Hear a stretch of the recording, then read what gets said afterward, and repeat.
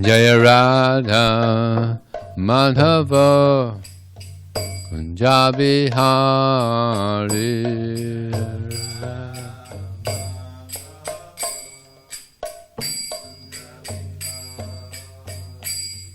Jaya Radha Madhava Kunja Bihari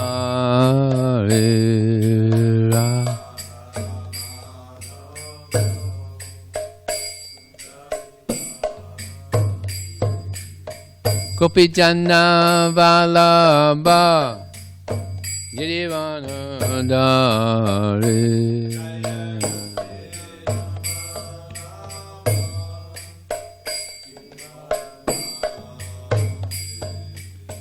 Gopijana Vallabha Girivanadari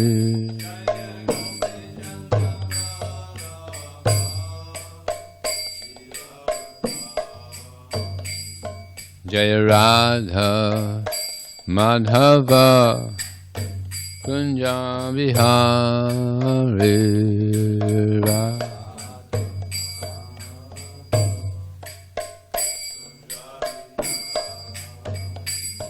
Jaya Radha Madhava Kunja Bihari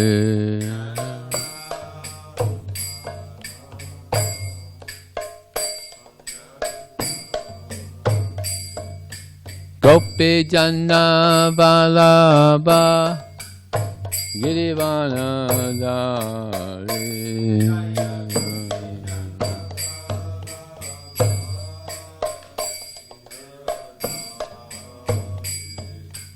Gopijana Vallabha Girivanadari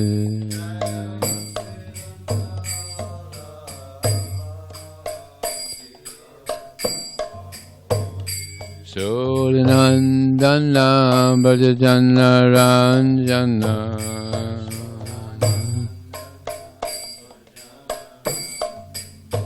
Jasodanandana Bhajana Ranjana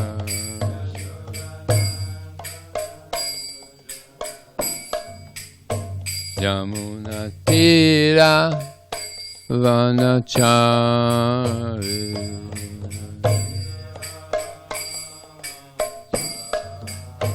Yamuna Tira Vanachari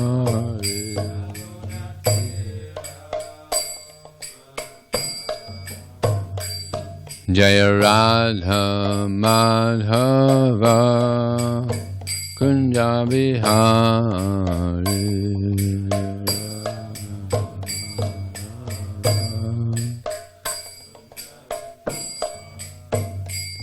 Jaya Radha Madhava Kunja Bihari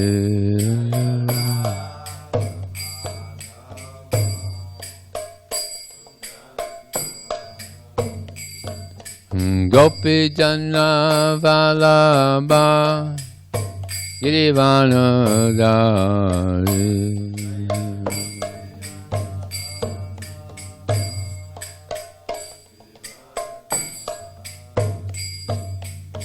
Gopijana Vallabha Girivanadari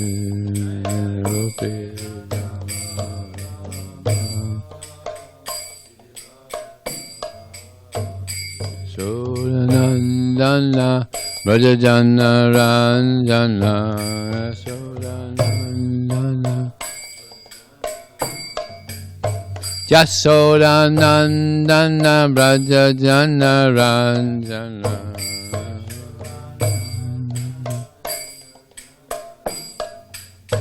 Yamuna Tira Vanachari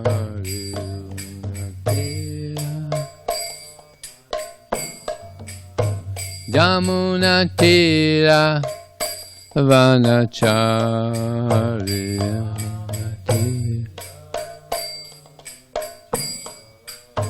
Jamuna Tira Vanachari.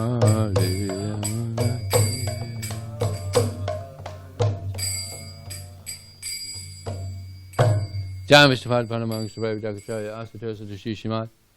His Divine Grace, Srila A.C. Bhaktivedanta Swami, Srila Prabhupada Ki, Anantakoti Vaishnava Ki Jai, Namacharya Srila Haridas Thakur Ki Jai, ISKCON Founder Acharya Srila Prabhupada Ki Jai, Premji Ghosh Shri Krishna Chaitanya, Prabhu Nityananda, Shri Advaita Gadadhar, Shri Vasati Gaur Bhaktivinoda Ki Jai, Shri Radha Krishna Gopinath Samakun Vadakun Giri Govardhan Ki Jai, Shri Vrindavan Ki Jai, Shri Maya Punavidam Ki Jai, Ganga Maya Ki Jai, Yamuna Maya Ki Jai, Tulsi Devi Ki Jai, Bhakti Devi Ki Jai, Samabeda Bhaktivinoda Ki Jai, Transcendental Book Distribution Ki Jai, Harinam Sankirtan Ki Jai, Go Premanandi.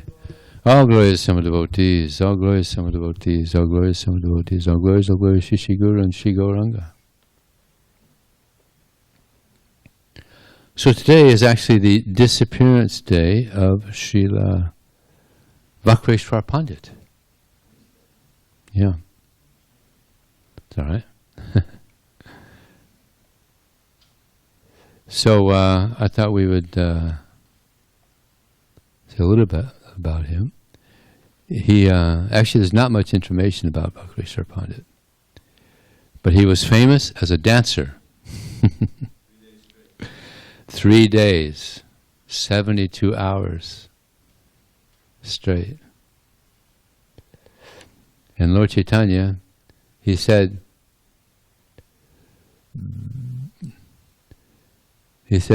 I only have one wing like you. If I had another, certainly I would be able to fly. And he was the incarnation of Aniruddha, or the Chandravyuha. Yeah. And of course, Lord Chaitanya, he was very much into dancing.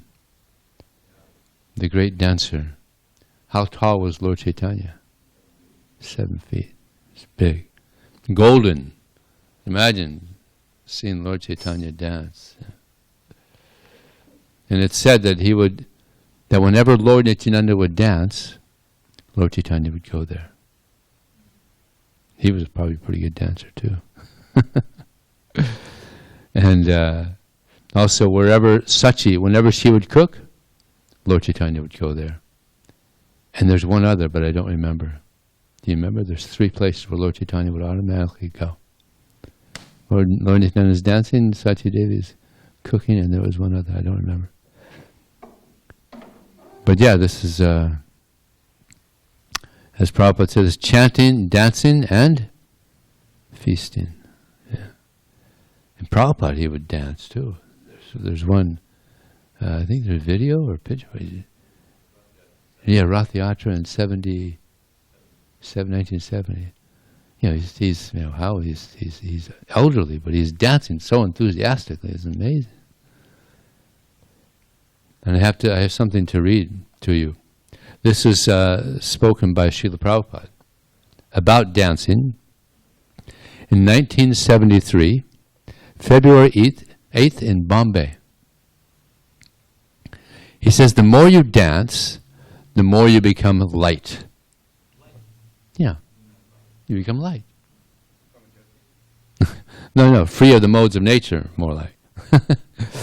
This means the burden of material contamination, the 3 modes of nature, becomes reduced. Dancing is so nice, even if you don't feel ecstasy, if you dance by force, that will also help us. You don't want to dance? Dance anyway. And that will help us. By dancing, we will develop our dormant Krishna consciousness. I heard this in the lecture. I was like, wow, this is I had to copy it down. Yeah. By dancing, we will develop our dormant Krishna consciousness. Love for Krishna. Then merge into the ocean of love for Krishna. I mean, is that a powerful statement by Prabhupada? Or what? Now, after I read that, I started dancing much more. I was already a dancer, but I started dancing much more. It might have affected my foot. It was a little bit too much. Anyway, it's almost back to normal. So, yeah, it's getting better. It's getting better, thanks to the turmeric. It's reducing the inflammation.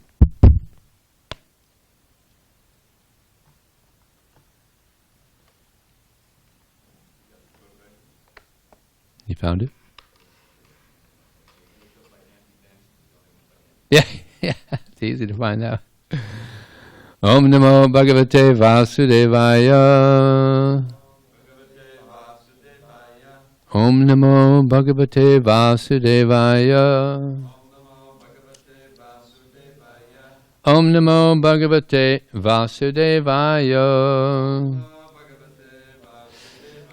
So this morning we read from the Srimad Bhagavatam, Canto 4, Chapter 24, chanting the song sung by Lord Shiva. I think we're getting about towards the end of this. We're on text 62. Kriya kalapa idam eva yogina Shudhan vithasanu yajanti siddhaye Putendriyanta karanopalakshitam Vede chitrantre chat eva kovida Kriya kalapa idam eva yogina Shradhan vithasaru yajanti siddhaye Bhutendriyanta karnopalakshitam Vede chitantre chat eva kovida Kriya kalapa idam eva yogina Shradhan vithasaru yajanti siddhaye Bhutendriyanta karnopalakshitam Vede chitantre chat eva yurvida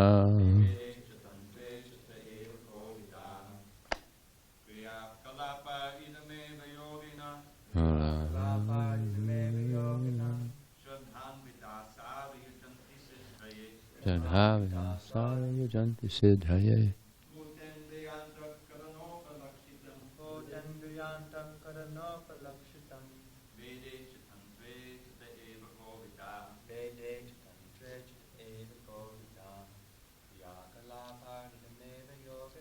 Ya kalapa idam eva yogina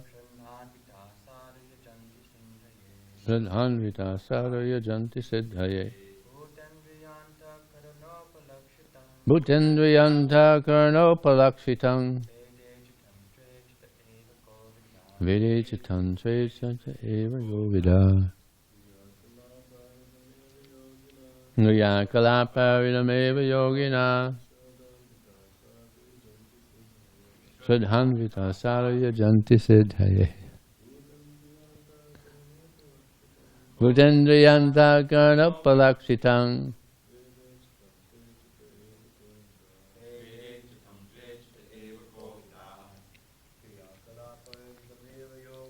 Kriya kalapa idam eva yogina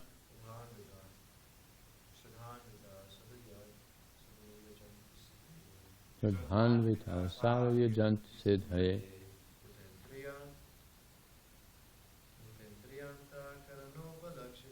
Bhutendriyanta karnopalakshitam Vede chitantre chat eva Kriya activities Kalapai by processes Idam this eva certainly Yogina transcendentalist Shraddha anvitaha with faith and conviction Sadhu properly Yajanti worship Siddhaye for the perfection Bhuta the material energy. Indriya, senses. Antakarana, heart. Upalakshitam, symptomized by. Veda, in the Vedas. Cha, also. Tantre, in the corollaries of the Vedas. Cha, also. Te, your lordship. Eva, certainly. Kovida, those who are experts. So this is the meaning of Kovida. Vedananda Maharaj is saying, actually the word Covid means knowledge. It's a Sanskrit word, yeah. Covid means knowledge. It's vid, vid. Yeah. Translation and purport by His Divine Grace, Srila Prabhupada ki. My dear Lord, your universal form consists of all 5 elements, the senses, mind, intelligence, false ego, which is material, and the Paramatma, your partial expansion, who is the director of everything. Yogis, other than the devotees, namely the karma yogis and jnana yogis, worship you by their respective actions in their respective positions. It is stated both in the Vedas and in the Shastras that are corollaries of the Vedas, and indeed everywhere, that it is only you who are to be worshipped. That is the expert version of all the Vedas. Purport. In a previous verse, Lord Shiva wanted to see the form of the Lord, which the devotees are always interested in. There are other forms of the Lord manifest in the material world, including Brahma and other demigods, and these are worshipped by materialistic persons. In the 2nd canto, 3rd chapter of Srimadbhagavatam, it is stated that those who desire material benefits are recommended to worship different types of demigods. And in conclusion, the Bhagavatam recommends akama sarvakama va moksakama udharidi tirena bhakti yogena yajeta purusam param. Srimad Bhagavatam 2.3.10. The devotees, the jnanis, who are known as mokshakam, and the karmis, who are known as sarvakam, are all aspiring to worship the Supreme Personality of Godhead, Vishnu. Even when one performs yagyas, as stated here, kriya kalapai, he should always remember that the demigods are but agents of the Supreme Lord. Actually, the worshipful Lord is Vishnu Yageshvara. Thus, even when different demigods are worshipped, in the Vedic and Tantric sacrifices, the actual goal of sacrifice is Lord Vishnu. Therefore, in Bhagavad Gita 9:23, it is said, Yep Yanya Devata Bhakta Yajante Shrayanvita Tepimam Eva Kaunteya Yajant Yavidi Purvikam. Whatever a man may sacrifice to other gods, O son of Kunti, is really meant only for me, but is offered without true understanding. Thus the worshippers of various demigods also worship the Supreme Lord, but they do so against the regular principles. The purpose of the regular principles is to satisfy Lord Vishnu. In the Vishnu Purana 3.8.9, the very same thing is confirmed. Varnashramarcharvita Purushena Parapuma Vishnu Aradhyate Punta Nanyat Tat Tosha Karanam. Here it is clearly mentioned that the karmi, jnani, or yogi, in fact everyone, worships Lord Vishnu if he is actually expert in knowledge of the Vedas and Tantras. The word Kovida is very significant, for it indicates the devotees of the Lord. Only the devotees know perfectly that the Supreme Personality of Godhead, Vishnu, is all-pervading. Within the material energy, he is represented by the 5 material elements as well as the mind, intelligence, and ego. He is also represented by another energy, the living entities. And all these manifestations in the spiritual and material world combined are but representations of the different energies of the Lord. The conclusion is that the Lord is one and that He is expanded in everything. This is understood by the Vedic version, Sarvam Kalvidam Brahma. One who knows this concentrates all his energy in worshipping Lord Vishnu. Om Jnanatamandasya Gyananjana Salakaya Chakshurumalitam Jena Tasmai Sri Gurave Namah Mukram Krotavachalang Pongun Langhayate Gurim Yatkripa Taraham Vande Siguram Dinadaranam Vanchikapachubhyascha Kripa Sindhubdevacha Patitanam Pavanevyo Vaishnavevyo Namo Namah Jaya Shri Krishna Chaitanya Prabhu Nityananda Shri Advaita Gadadhar Shivasadi Gaur Bhaktavan Hare Krishna Krishna Krishna Hare Hare Hare Ram, Ram Ram, Hare Hare. So in our line of Vaishnavism, there's a lot of worship. In the Bhagavad Gita, Krishna says, Deva Dvija Guru Pragya. This is the austerity of the body, is to worship God. Because a lot of people don't want to worship God. We come here basically to forget God and try to be God, owner, controller. So it's an austerity of the body to worship God. I remember when I was a little toddler, a little puffed up little rascal, still am puffed up, a bigger rascal. I was about 12, I said, I'll never bow down to anybody. Puffed up little rascal. But then I got some shock treatments by Krishna. Oh, you didn't hear about the shock treatment example I gave? No. Just from the modes of nature, and miseries come from nature and other living entities, and I bowed down happily. So of course, I also from reading Bhagavad Gita, that this needs to be bowed down to, Bhagavad Gita. So we worship Krishna. And here it says that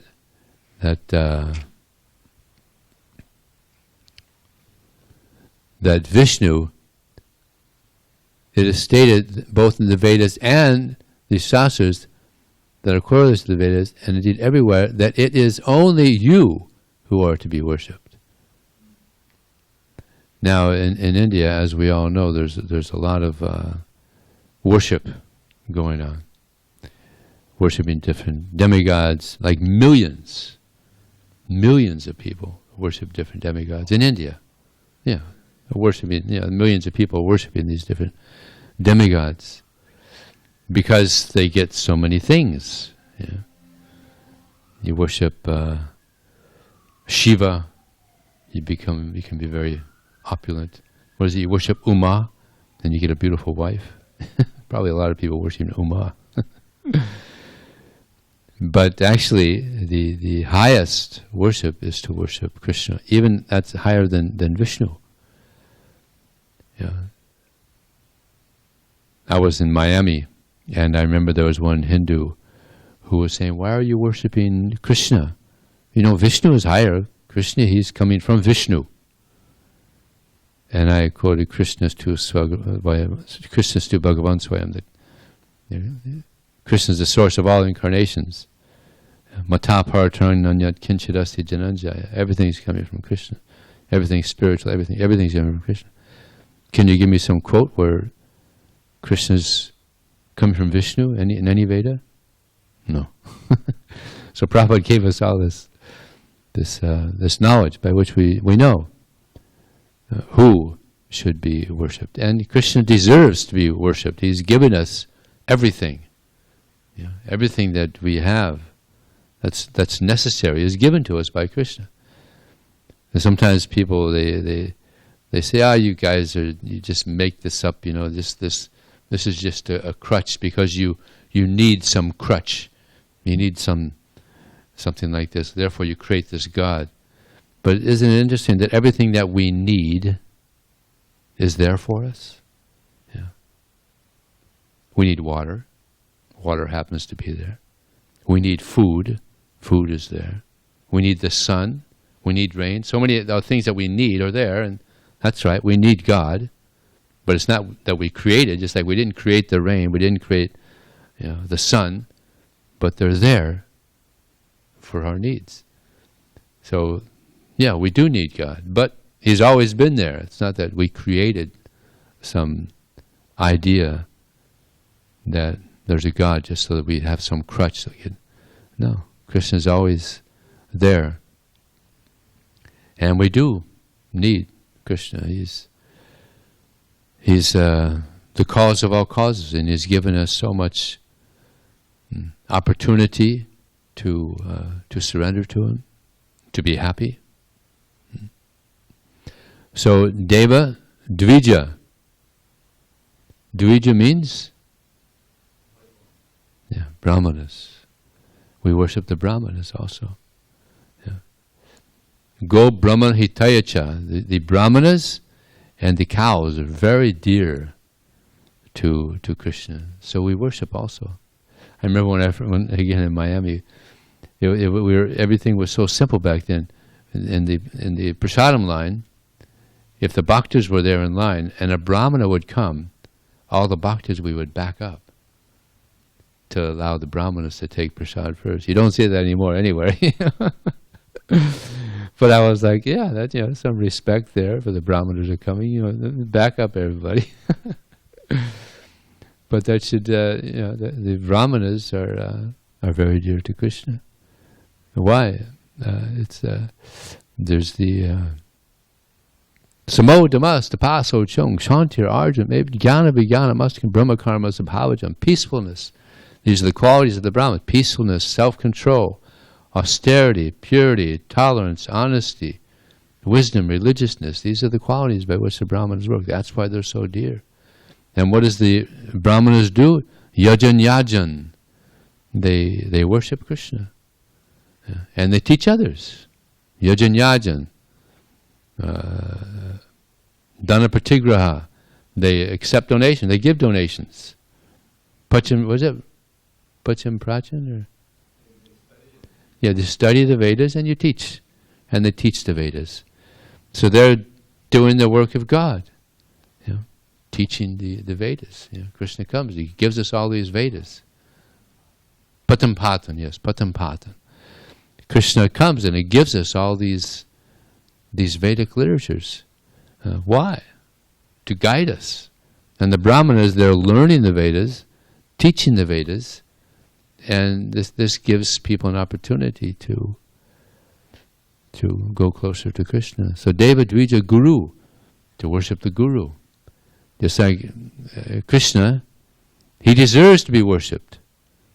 So the Guru also, especially Srila Prabhupada. When Prabhupada first went to New York City, he was preaching to some people in the upper part of New York City there. And there was this Swami there. He would go there and he would spend time with him and he would preach a little bit. And he got a little following there. And then he went to Lower East Side and he got a much bigger following. And these younger devotees in upper New York City, there were the older people, but the younger were down there in the Lower East Side. And when Prabhupada would make offerings to his guru, to Krishna, he would bow down. In America, nobody bows down. Nobody bows down.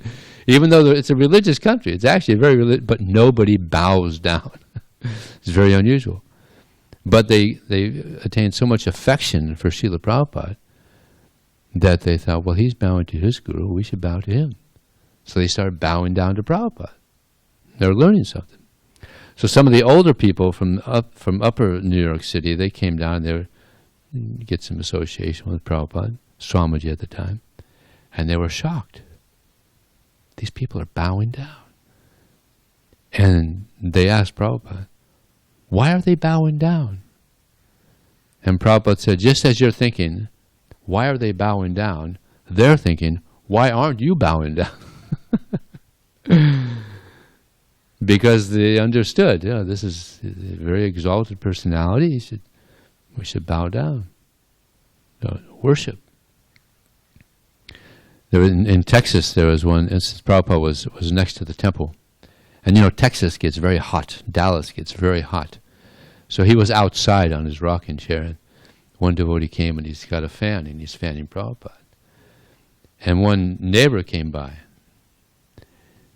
And he said to Prabhupada, "He's fanning you. Why is he fanning you?" Prabhupada said, "Well, it's hot."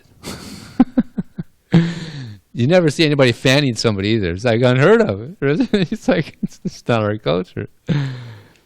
But it's very common. I mean, even when I was in Mayapur just earlier this year, there was one man. He had a little booth there at our. People were selling things, and the child was fanning the father. You'll never see that in America. You got a child fanning a father. But it's and that's another thing. As Prabhupada or Krishna says, worshipful personalities. You worship your father and mother also.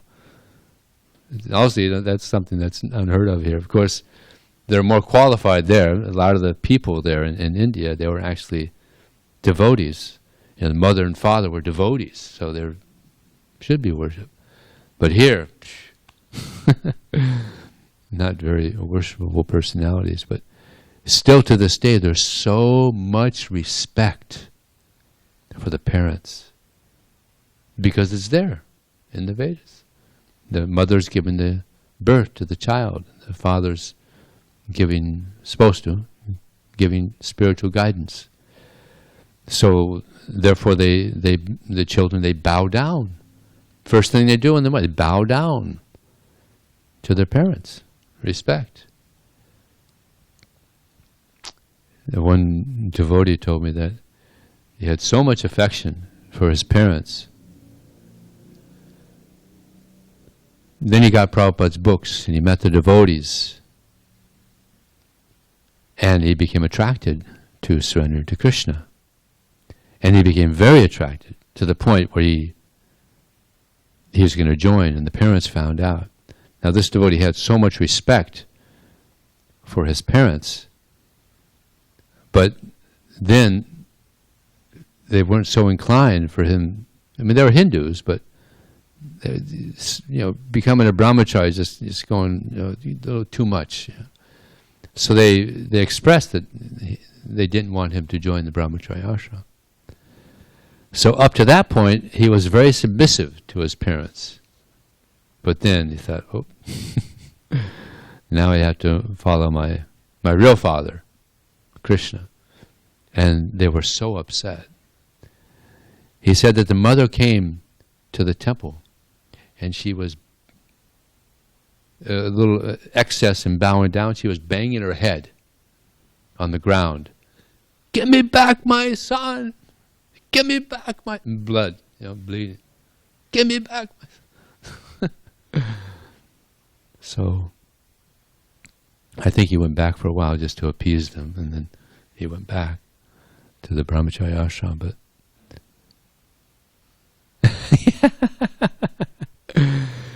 So, yeah, the respect is there, but most respect should be for our eternal Father, Krishna. So, and in the Bhagavad Gita, Krishna, he says, "Ananyas chintayam tamam yejana paripasate samnityabhayuktam yogaksevaham." That the duty of the living entity is to worship Krishna. Yeah. And he's so kind, yogaksevaham, that he carries what we lack. Yeah? And he gives what he carries what we lack, and he preserves what we have. Now there was one devotee that read this a long time ago. I don't know how many centuries ago. But he said there must be a mistake here, because Krishna's God. How could he carry what we lack? He marked it out. He scratched it out. And then he told his wife, "I'm going to go bathe and then I'll come and take some prasad." So while he was gone, 2 boys came. One of them was carrying something and knocked on the door and, "Oh, this is something that your husband needs." We brought it for you. And one of them had these scratches. And she said, "My boy, what has happened to you?" "Oh, this is done by your husband." My husband is a qualified Brahmin. He would never do such a thing." "Oh, yes, he did this to me. And here, this is some things he needs." So she said, "Well, here, just please wait. And he's coming back." So, no. He might harm us again. We have to go. So then he came back. And she said, "These two boys came and they had these things. Carries what we lack. They needed some things." So, and one of them had these scratch marks on his face. And I asked him, how did this happen to you? And he said, "Well, that you had done it to him." I told you would never do such a thing. What's that about? And he said, "Well, I'm also shocked. What did they look like?" "Well, one was kind of dark complexion, and one was, whiter." Yeah. And then he understood. That was Krishna. So after I heard that pastime, sometimes you mark in the books, Of course, if you underline, is that all right to underline just to? Don't cross anything out though. To underline something that's of importance might be okay, but right.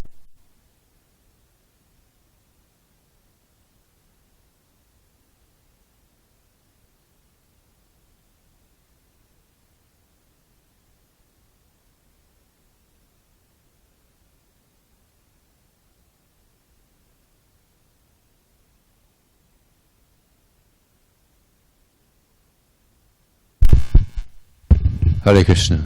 Lost the battery there. Sorry about that little delay. So, we have to... Oh yeah, I don't know if those on the internet heard this, but when this devotee returned from bathing, his wife said, "We saw these two young boys. They came and they had these things that you need. They gave, and they had these cuts on there. This one of them had cuts on his face, and he said, 'You had done this to them.' But I told him you would never do such a thing. You're a qualified Brahmin. What's that all about? Well, what did they look like? Well, one was of dark complexion, and one was white." And immediately understood it was Krishna. And Balaram, of course. So he understood that actually Krishna, he does carry what we lack and preserve what we have. So another reason to worship Krishna. By crossing out the words? He injured them. Yeah, the book is non-different than Krishna. Yeah, interesting. Thank you for Twitter. Yeah, the books are non-different than Krishna. Therefore, when the books fall down, what do? We put them on our head. Please forgive me, because the books are non-different. So Krishna, it's very healthy for us to worship Krishna, but Krishna, he's not so much interested in being worshipped himself. It's good for us, but he'd rather have these loving relationships, of friendship and parental and conjugal relationships. And Prabhupada gives the example of there was a prime minister of England, and he was to have a meeting with another big leader from another country. So he went to the secretary and said, "Yes, he's a little busy now. Just wait on the couch there, and he'll be with you momentarily." So he's waiting and waiting and waiting, and then he decides to go and peek in the door. And the Prime Minister has his grandchild on his back, and he's on his fours, and the grandchild is playing horsey. Come on, Grandpa! He's playing. So here he is, big Prime Minister, but he prefers to play with his grandchild rather than meet some big personality. So yeah, this is more attractive. And Prabhupada, when he was mentioning this, he said there was a king in India who had a joker. Kings, sometimes they would have jokers, just to make things a little, because everybody's so serious. You have a joker there, kind of, makes it a little easier, pleasant atmosphere, to have a little joking. So this one joker came in, Gopal Ban, and the king said, Gopal, what's the difference between you and an ass? So Gopal, he pulls out a measuring instrument, and he measures between him and the king, and says 3 feet. And the king just started laughing. It was just so funny. He said, Gopal, you're quite clever. That was good. So, big king, everybody's so respectful, but he likes to have some joking. Sometimes they would have wrestlers, and they would wrestle with the king. Who wrestles with the king? But he would have, just to make things a little lighter. So Krishna likes it when devotees are not so formal. And Prabhupada went on to say how there was one instance where Krishna, he had upset Radharani. So Radharani told the gopis, when Krishna comes, tell him I don't want to see him. So sometime later Krishna came and is going to go see Radharani. And the gopis said, no, you can't see her. What do you mean I can't see her? No, strict orders, you can't see her. Yeah. And Krishna loves that. Everybody wants to see God. Well, not everybody, unfortunately, but a lot of people want to see God. And he wants to go see his devotee, but no, not allowed. And sometimes Krishna, he would have wrestling bouts with his friends. It's like Pralambasura. Remember when Pralambasura came and the association of Krishna and his friends? They decided to have a wrestling match, and whoever lost would have to carry the winner on the shoulders. Yeah. So Balaram won, and he's got Pralambasura. So Pralambasura had to. Balaram was on his shoulder, right? Yeah, Balaram was on the shoulder, so he had to carry Balaram. So he becomes a huge demon, carries Balaram away, and Balaram says, "Oh, this boy has changed in so many ways." So then he gives him. I think he just gave him one punch, and he came down flying. Yeah. So Krishna and his cowherd friends, they like to play. And one time Krishna was with his friends, and one of them said, Krishna, close your mouth, now close your eyes, and I'm going to give you a real nice sweet. So he closed his eyes, opened his mouth, and he put a flower. And it's described, he made a sour face. So they like to play like this. Krishna likes to play. He likes this informal relationships with his devotees. So any question or comment?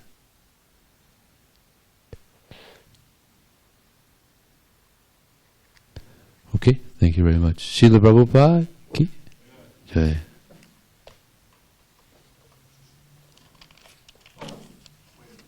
Oh, there is a comment or a something.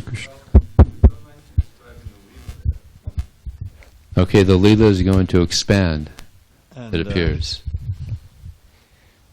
I called up a friend yesterday in Columbus. Columbus, Ohio. Okay. Yeah, and he likes shlokas and everything. So he was sharing a shloka that I had memorized many years ago, but I forgot. Uh-huh. There's a lot of shlokas like that. Uh-huh. And this is such a wonderful shloka, and it's very pertinent to the class.